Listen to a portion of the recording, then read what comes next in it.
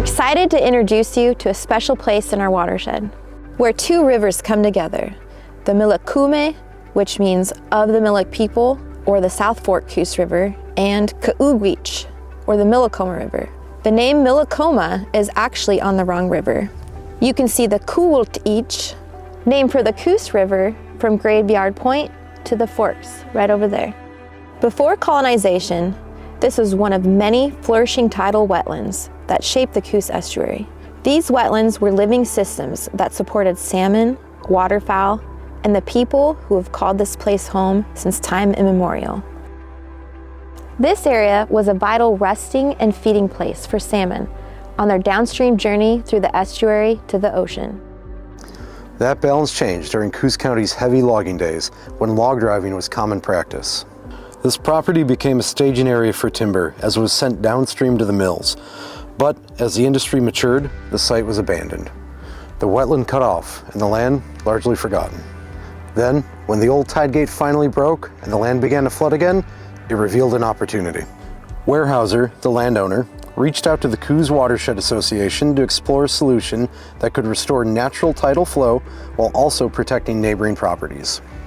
This summer, that vision became a reality. Crews worked through the night, timing the work with the tides, removing the old levee as the water fell, then pulling the old tide gate before the tide rose again. For the first time in 75 years, tidal water now flows freely through this wetland. What you see today is a living landscape returning. More than 10 acres of wintering rearing habitat for coho salmon now provide calm refuge from the fast flows of the mainstream rivers. A place for young fish to grow strong before heading to the sea. The project also restores rare Sitka spruce swamp, a habitat once common across the Coos estuary. These forests will again support birds, mammals, and countless insects that once thrived here. The final piece of this story is one of restoration in every sense.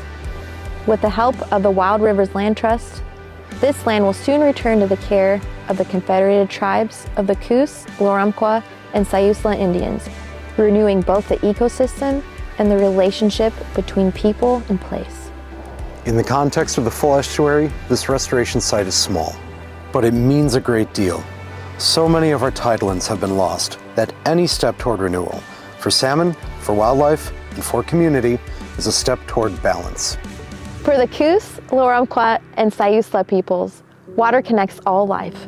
The return of these tides to this wetland renews that connection.